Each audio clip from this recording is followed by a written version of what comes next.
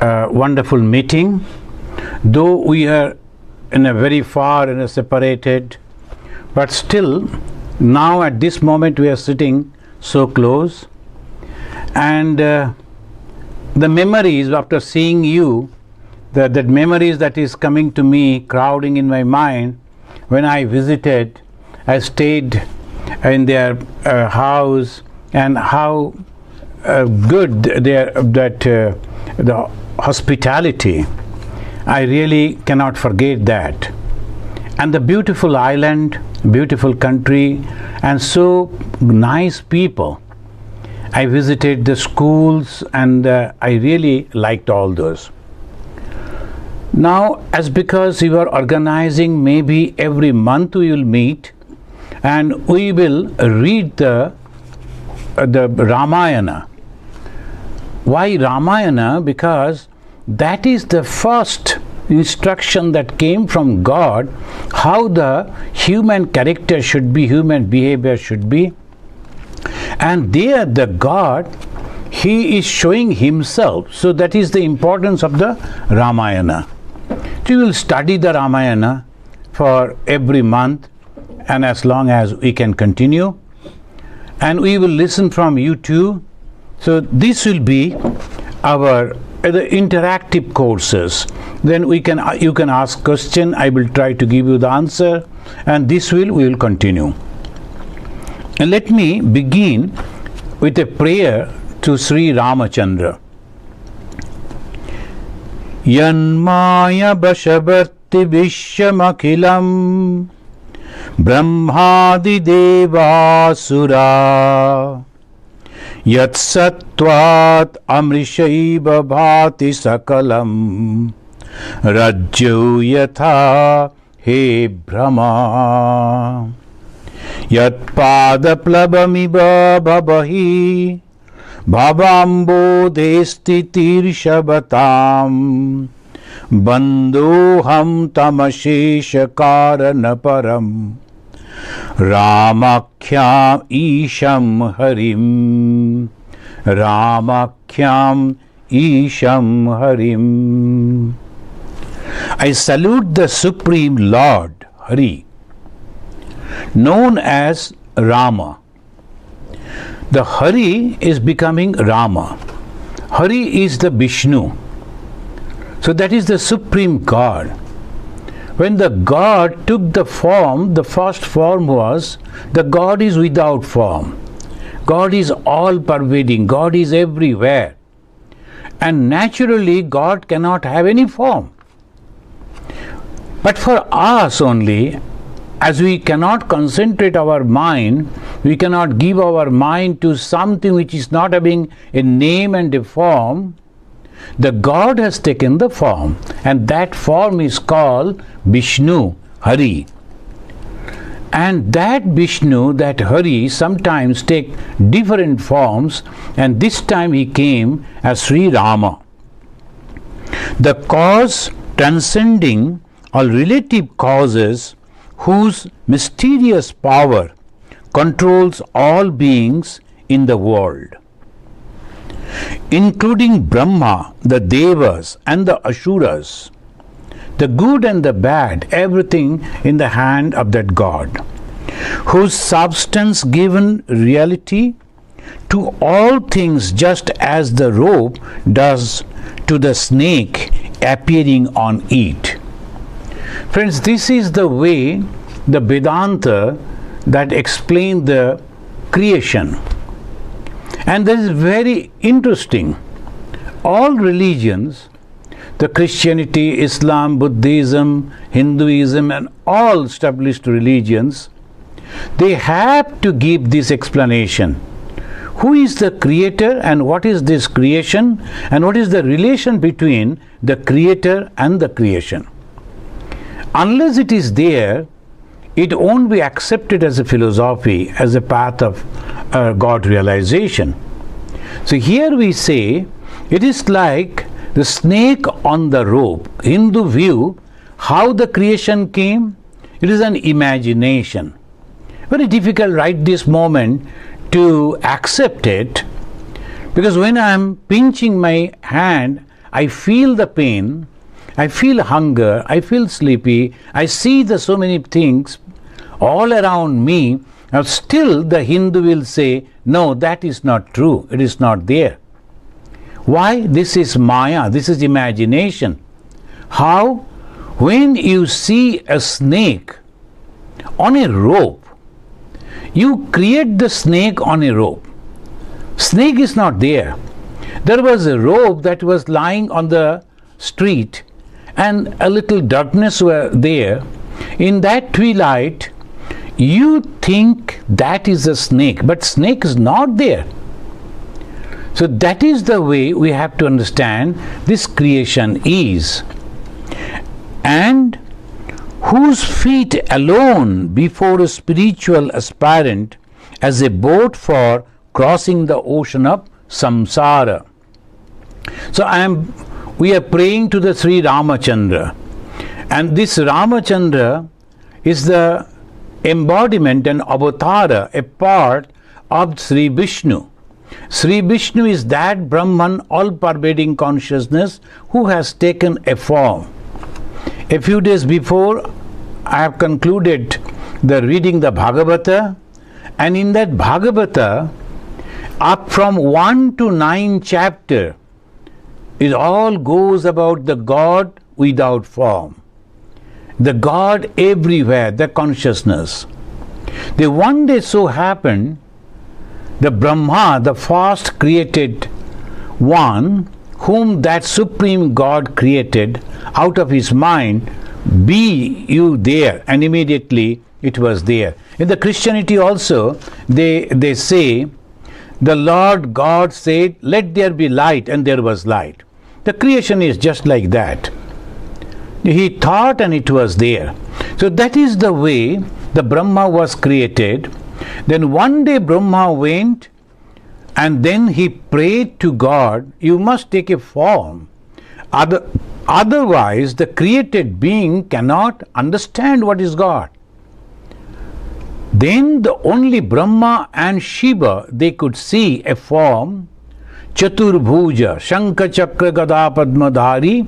He was having the 4 hands and he came over there, a glittering light that dazzled the eyes of all the gods even.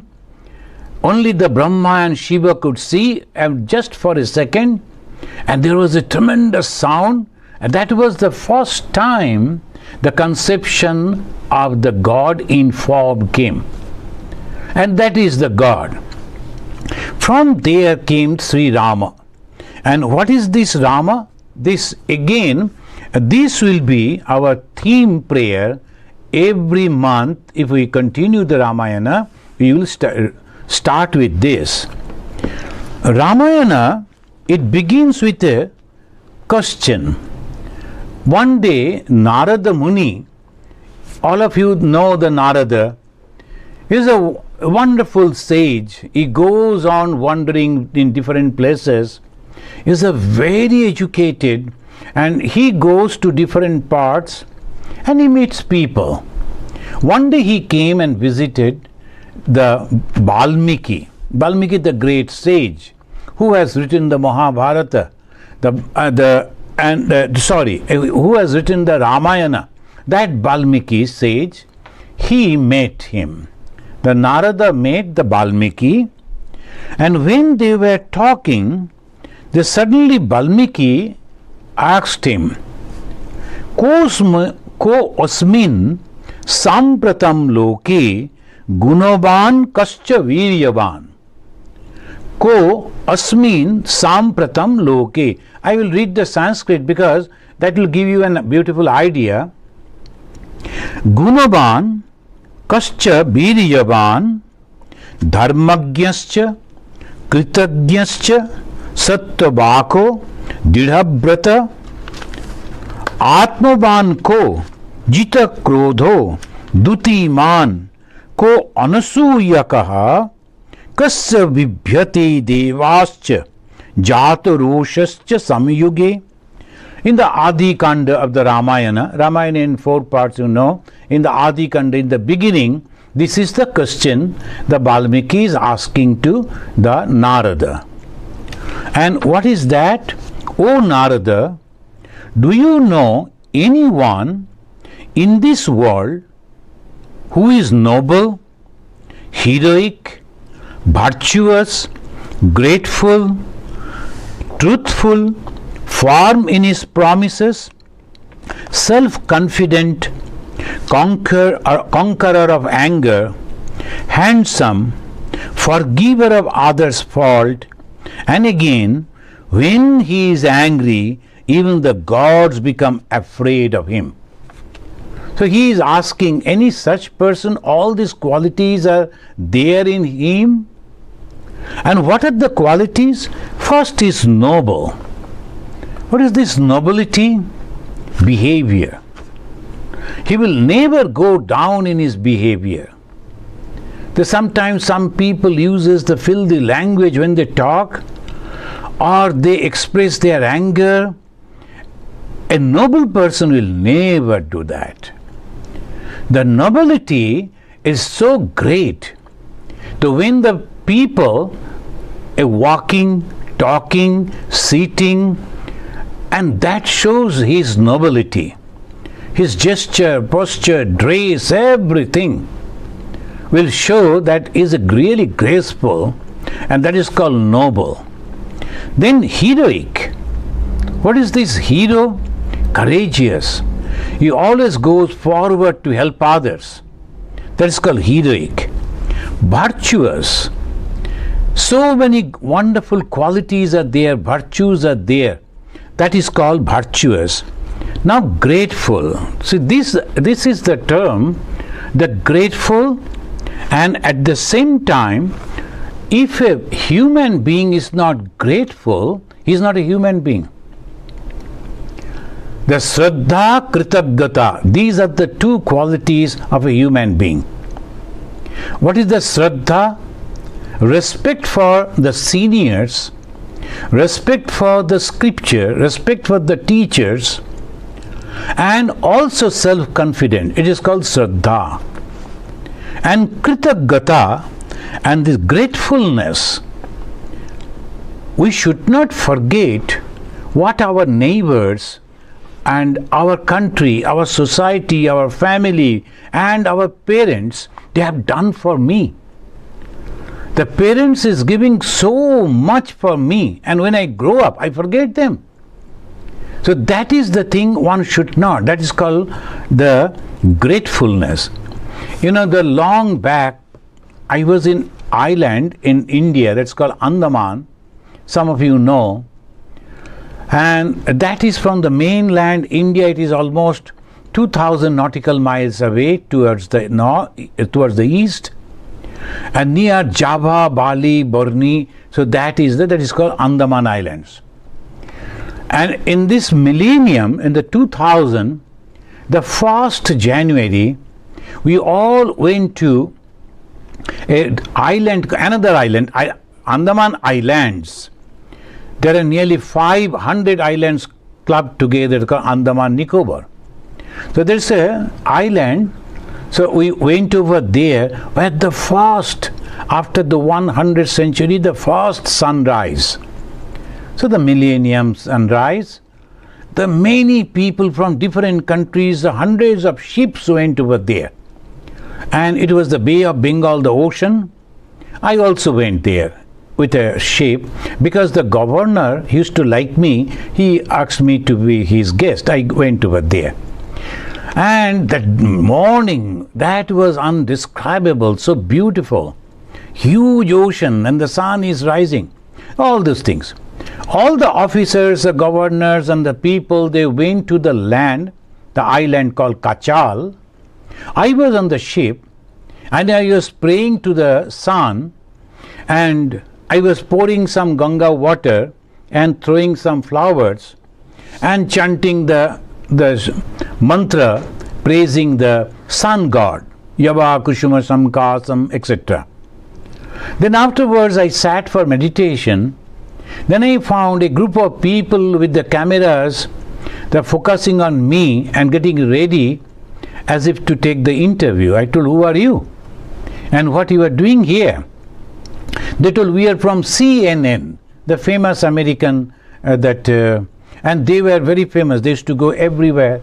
Nowadays CNN only gives talks and nothing else. But anyway, the CNN, they told, we like to know from you why you are worshipping a star. Sun is nothing but a star. Why you are worshipping the sun? Then I told them, see, whenever you feel that someone has helped you, will you forget that? Suppose you are very hungry, very thirsty. At that moment someone gave you little food and little drink and saved your life.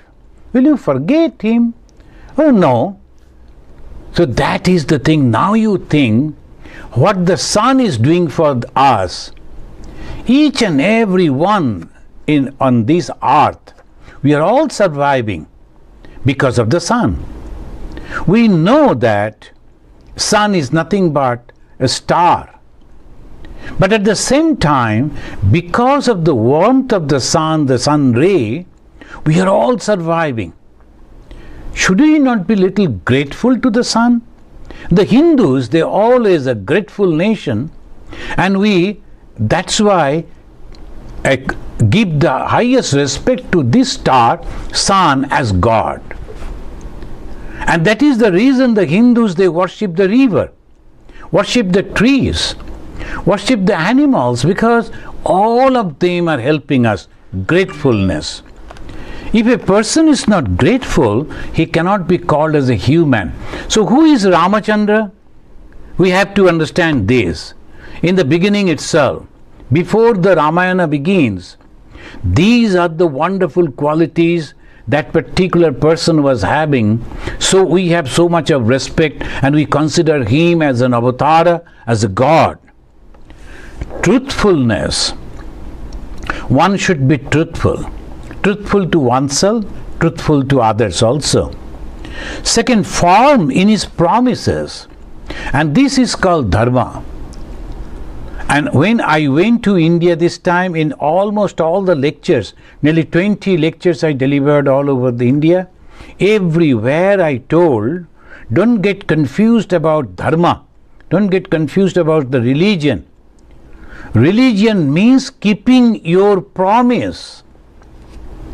Each and every one of us, when we take a position, we do promise. And if we keep the promise, a minister is taking the promise before becoming a minister. And a soldier is taking a promise, a police is taking a promise. Each and every one of us, even before the marriage, we took promises. Many of us, we don't understand, but if you go and read and ask the person, the Purohit, what are the promises that we took at the time of marriage? Each and every religion, you will have the promises. And when we become monk, we take promises. We are not supposed to break those promises.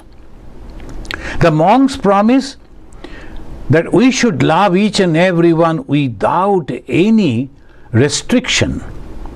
Oh, this is my religious, the people of the same religion, so we should love. No, not like that. Monks' love should be for each and everyone, concern for each and everyone. So religion means keeping the promise. In Hindi they always say, Vada kiya to vada nibhane padega. You have promised, so you must have to keep your words. So in the Ramachandra, we find that keeping the words. The whole Ramayana is nothing but keeping the words.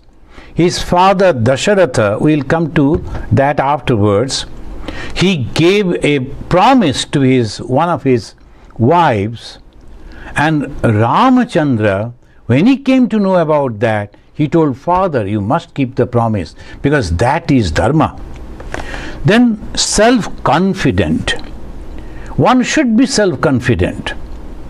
If one is not self-confident, one cannot grow. So what is this dharma? What is this religion? Just going to temple, going to church, going to synagogue or to mosque to do some rituals? No. Developing the self-confidence. I can do, I can do, I can do. someday I will become like that. I can make it. So that self-confidence and conqueror of anger. That is the first, another quality they say, the conqueror of anger. The human being, sometimes they lose their mind, the control, and they become so angry and they create the problem for themselves. So conqueror of anger, and he is handsome and forgiver of others' fault.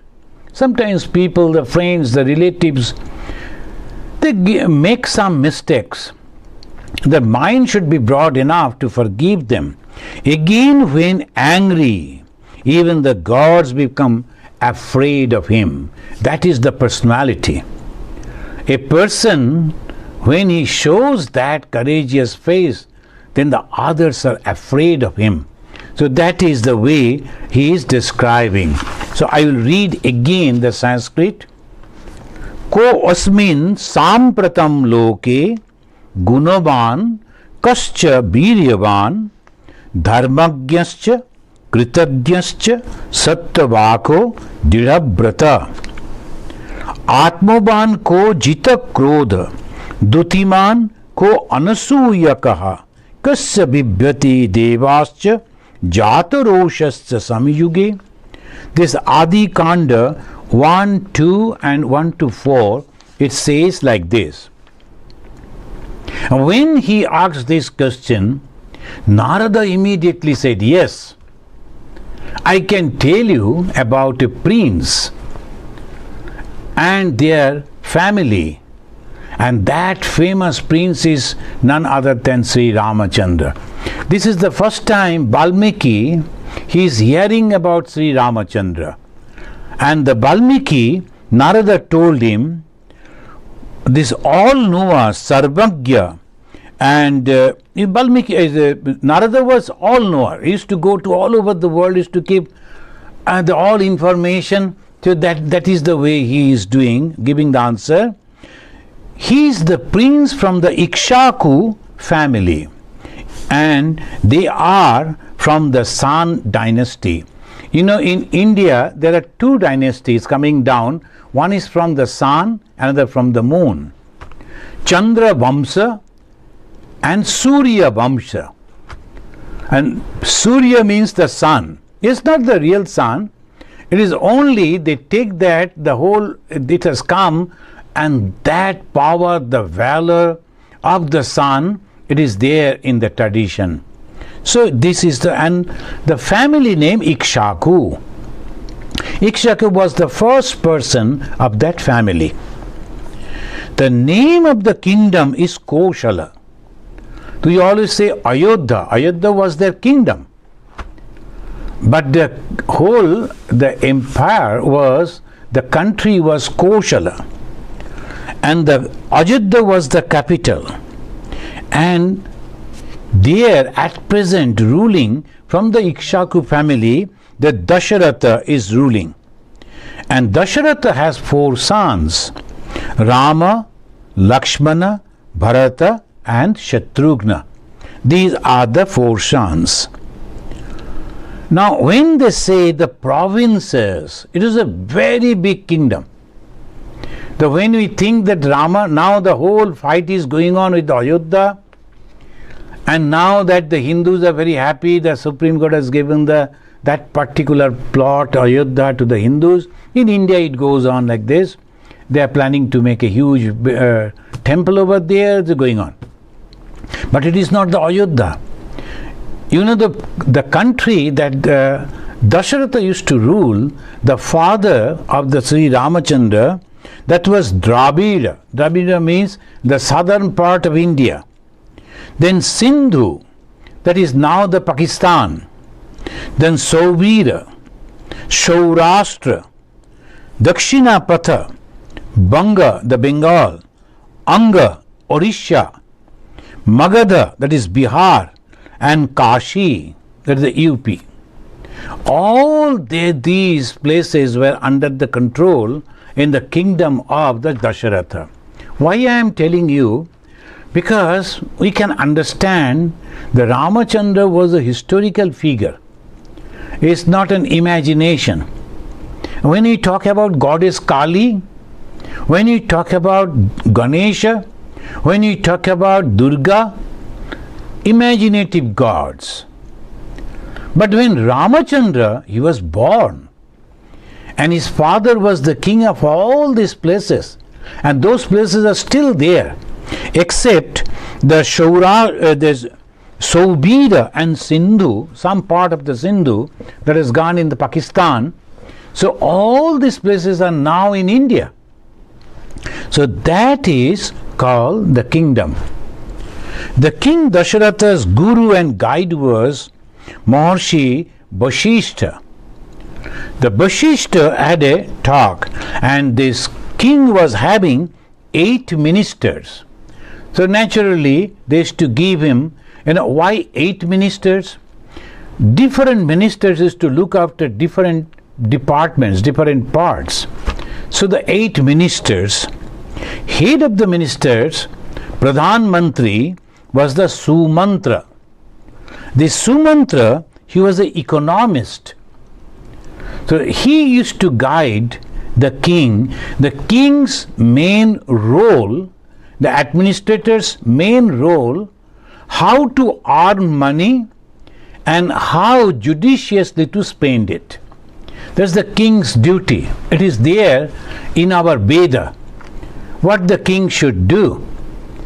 So naturally, he was having an economist as a chief minister, Pradhan Mantri, and he used to get the guidance, and we know it was a really very good country in everything.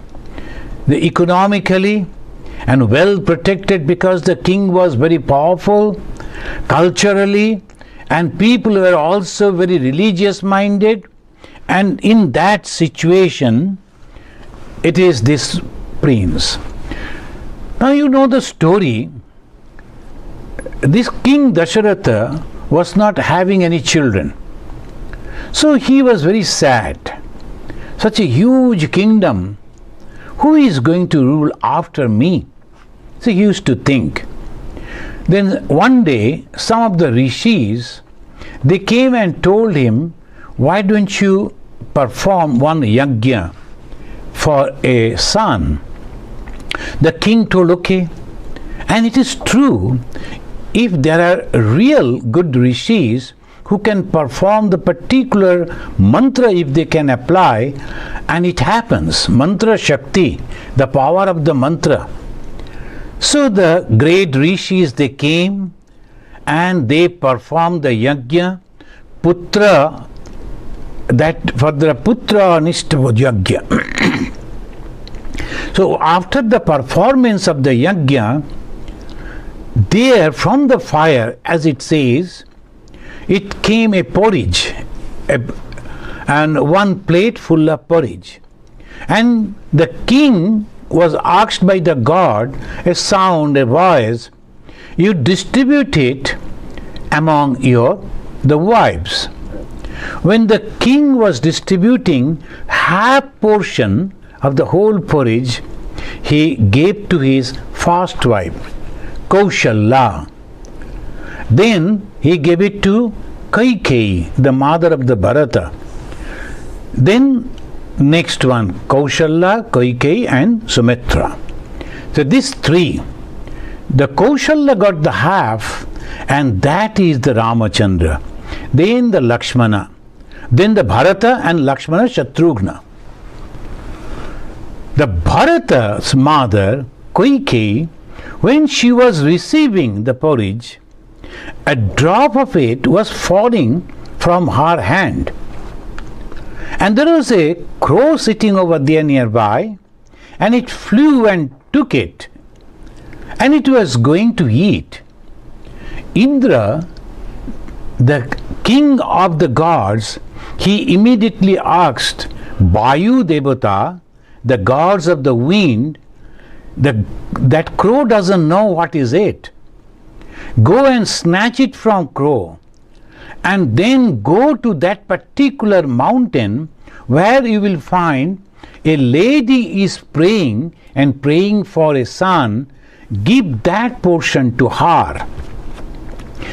So the wind, the Vayu Devata, Pavana Devata, it's called Pavana, he took that porridge and carried that to that lady, the Anjana, Anjaniya.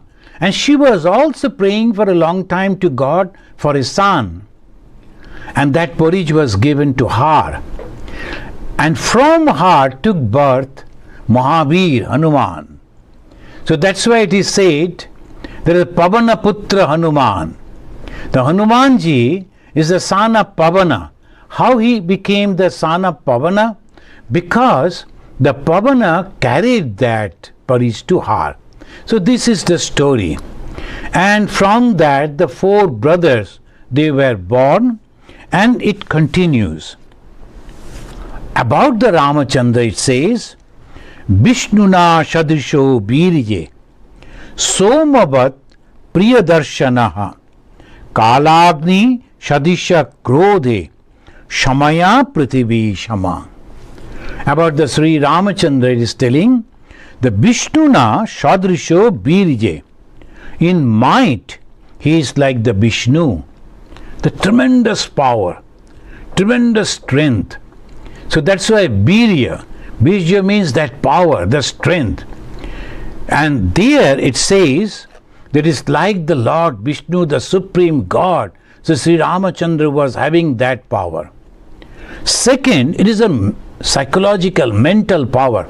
Some people, if they are failure in little thing, immediately they break down and they will cry and they will complain the whole society. That is not Birya. Birya means, well, I am not successful in this, I am going to be successful in something else. So by that way it goes. Tremendous power. That is called Birya. Somavat Priyadarshana. Soma means the moon. When you look at the moon, we become happy. So he was so beautiful, he was so handsome. The people used to look at that. Ramachandra is very, very handsome. So that's why Somavat. But sometimes the looking at because the male body, sometimes it is very different type of look. It is not like that. It was very beautiful. Bhagavan Sri Ramakrishna said the God's images should be beautiful. When we are making the images, why? People should look at it. If the image is not attractive, our attention won't go over there. So Somavat Priyadarshana. Again, Kalagni Sadrisha Krodhe. When he used to become angry, then as if the wildfire, the people used to become very, very afraid of him. Shamaya Prithivi Shama. Like the earth, it forgives people. So many times people are committing mistake and all that, going on giving the forgiveness. This is the Ramachandra. You know, there are two major Ramayana known to the society. One is Valmiki Ramayana, that is the original Ramayana written in Sanskrit. Another Ramayana is very popular, particularly among the Indians, the Hindi-speaking people, and that is called Tulsidas Ji Ramcharit Manasa. Tulsidas Ji was not at the time of Ramachandra. Valmiki was at that time. But Tulsidas Ji, he said, as if I am in the time of Sri Ramachandra. So Ramcharit Manas. Manas means imagination. The Tulsidas Ji used to imagine that I am at the time of Ramachandra, the little Ramachandra, and he is growing up, he is playing. Tulsidas Ji, as if he used to imagine that I am observing Ramachandra growing up to manhood, and then he is doing this, doing that, Ramacharit Manas. And it is written in the form of a poetry, so people like it very much. So these are the two Ramayana. And in the Tulsidas Ji, there is a conversation between the Shiva and the Parvati. The Parvati is asking Lord Shiva, you are God, but why you are looking at that man wandering over there on the earth and at the same time folding your hands and offering pranam to him? He is a human being. Then he said, no, he is the Vishnu himself. He has gone in the form of a human. So that is the conversation between the Shiva and the Parvati, and that the Tulsidas Ji recorded. It is the Ramcharit Manasa. And Narada also explaining about the Ramachandra, and then Valmiki is meditating on that and finding all this and writing. It is the story of the Ramachandra. Friends, I think it is almost another 10 minutes left. So do you have any question to ask? The last 10 minutes, we can have this interactive session. We will study the Ramayana, and particularly the characters of the Ramayana, the Dasharatha, Kaushalya, Kaikeyi, Hanuman, then the Lakshmana, Bharata, all different characters, and the beautiful way that has come in the Ramayana. And in between, because most of you know the story of the Ramayana, and the children can also, you can go in the YouTube, you can have the beautiful Ramayana, the books are also there, movies are there, and you can learn about that. But we will discuss the philosophical part that will help us in our spiritual growth, in our spiritual life. Now, in the last 10 minutes, do you have any question to ask?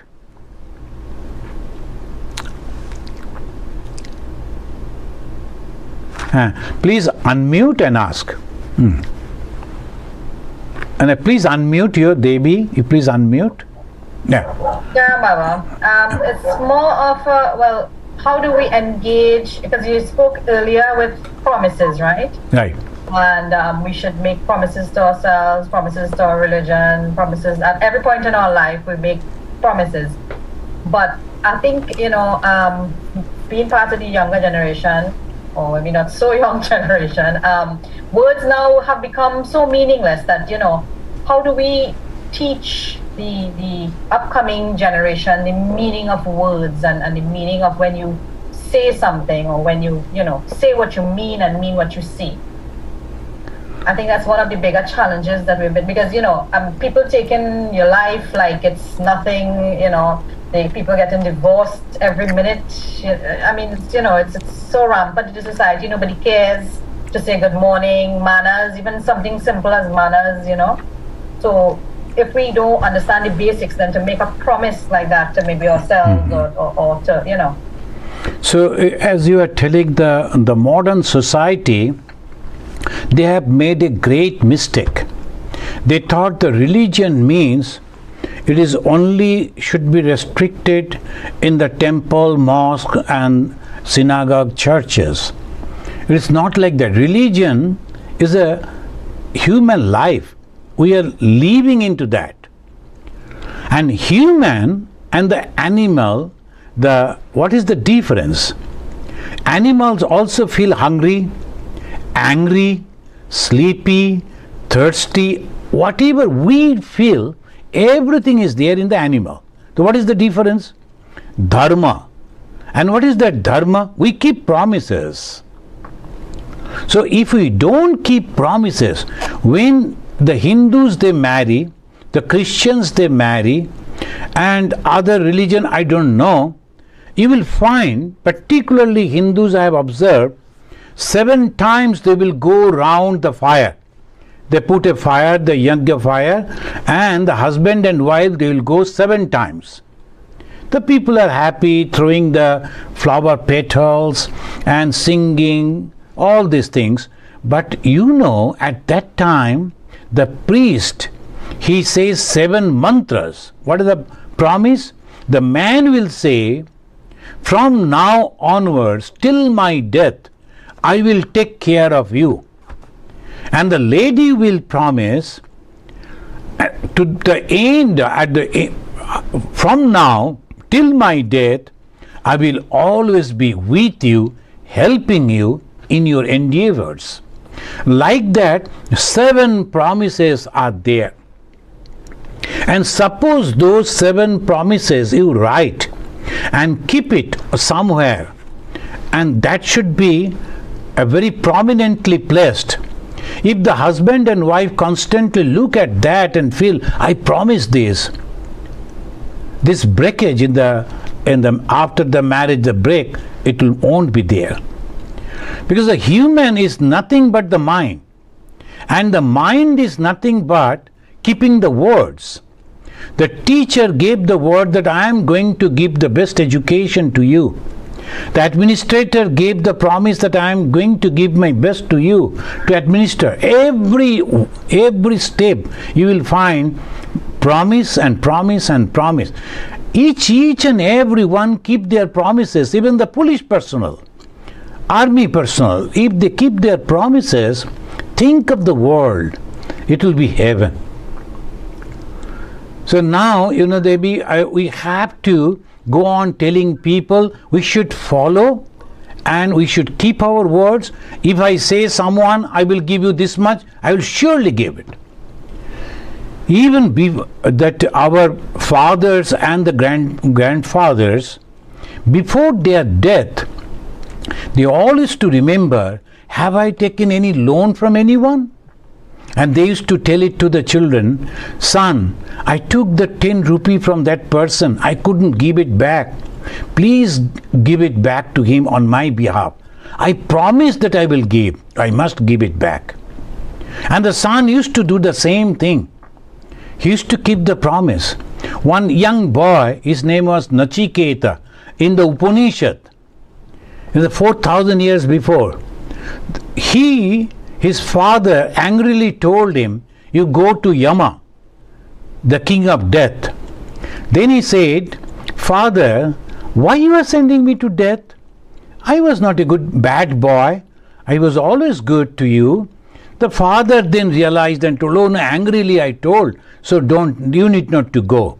Then that boy is telling, Swami Vivekananda again and again quoted that, and he said, Anupaksha yatha purve, pratipaksha yatha apare, shashyamiva jayate punaha, shashyamiva ajayate punaha.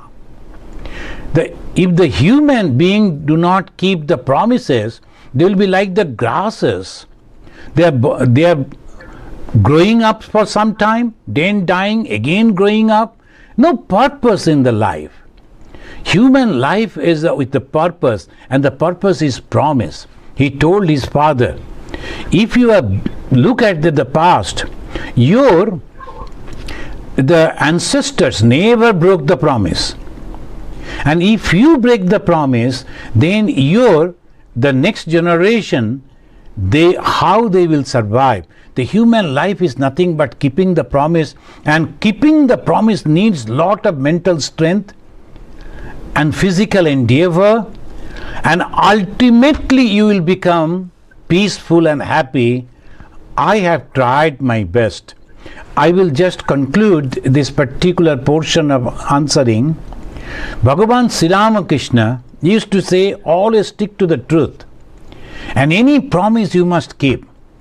And he was a poor Brahmin, and at the time of marriage they hired some of the jewelries from the neighborhood, and they decorated that bride, and little Sarada she was very happy with all the jewelries.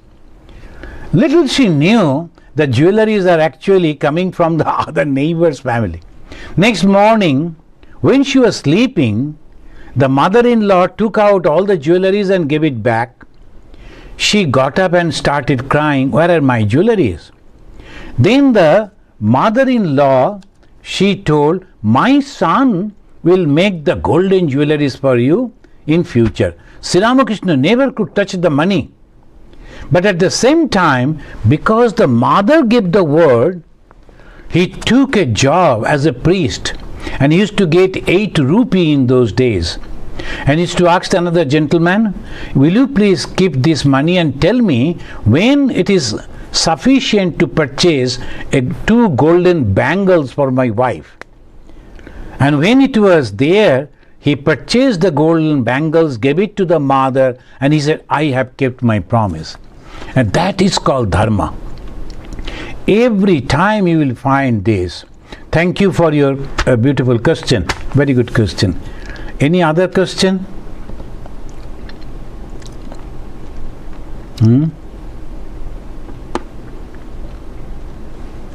Bhudevi, any question? Swamiji, I just saw a question I think popped up in the chat from Randy Dukaran. It says, what is the punishment for not keeping a sankalp, a promise? If the punishment is great, then it's okay to not promise, but rather have a good intention, keeping it mentally and not verbal while performing duties with best effort. I'm sorry, I read that. That was a question. I didn't read it as a question.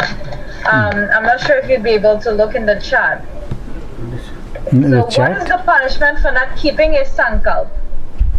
If the punishment is great, then is it okay to not promise, but rather have a good intention, keeping it mentally and not verbal while performing duties with best effort? Okay, or not promise, but rather have a good intention, keeping it mentally and not verbal while performing duties with best effort.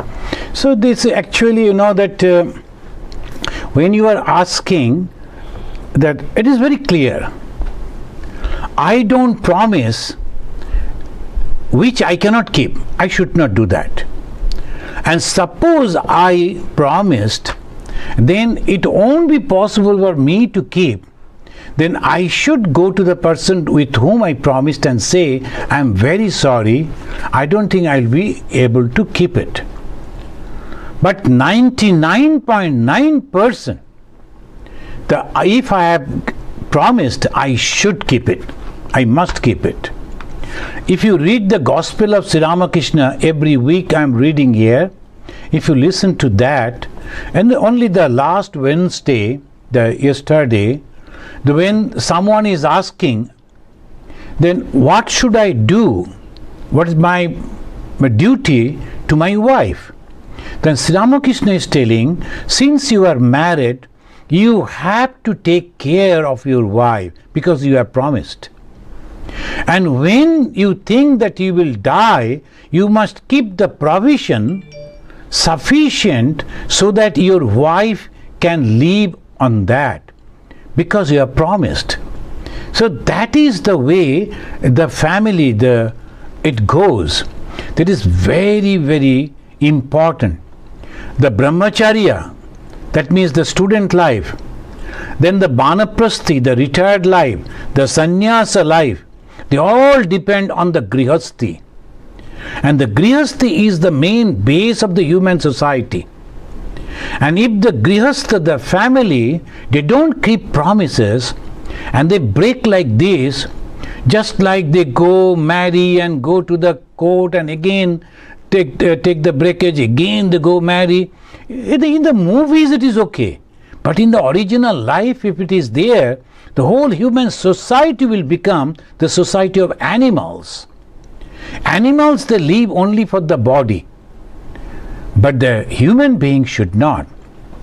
So when I am giving the word, I must be sure that I can keep this word.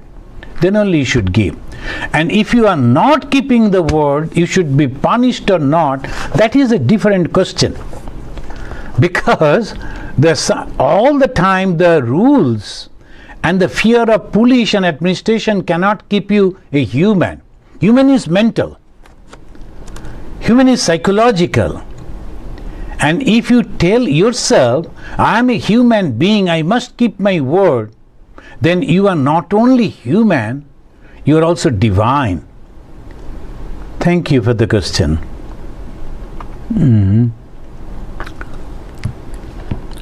Okay, then it is 8 o'clock, I think.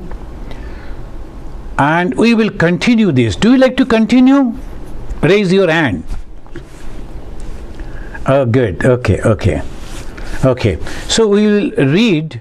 So now we will, and now you need not to unmute, but you sing with me only these 2 lines. Jai Ram, Sri Ram, Jai Jai Ram. I think you all know it. And it will be like this. Jai Ram, Sri Ram, Jai Jai Ram. Jai Ram, Sri Ram, Jai Jai Ram. Jai Ram, Sri Ram, Jai Jai Ram. Jai Ram, Sri Ram, Jai Jai Ram. The 3-4 times if we do, then what happens, you know? Then the power that is there in the name, Sri Rama, is the power, is a divine power, is a holy power. So when you are chanting, your house become, the room become holy. Unholy thoughts or the bad type of the souls won't be able to enter over there. First, and Rama means you get the joy. Ramayati iti Rama. Rama means joy. So if you chant that name, automatically you will get the joy. So, okay then, thank you. Don't forget these three words. Jai Ram, Sri Ram, Jai Jai Ram. Okay. Jai Ram, Sri Ram, Jai Jai Ram. Clap your hands and you have to sing like that. So in every class, before we will offer the pranam, and that is a long Sanskrit you won't be able to do, I will do. And at the end, all together, we will chant Jai Ram, Sri Ram, Jai Jai Ram. Okay. Jai, namaskar. Swamiji, thank you.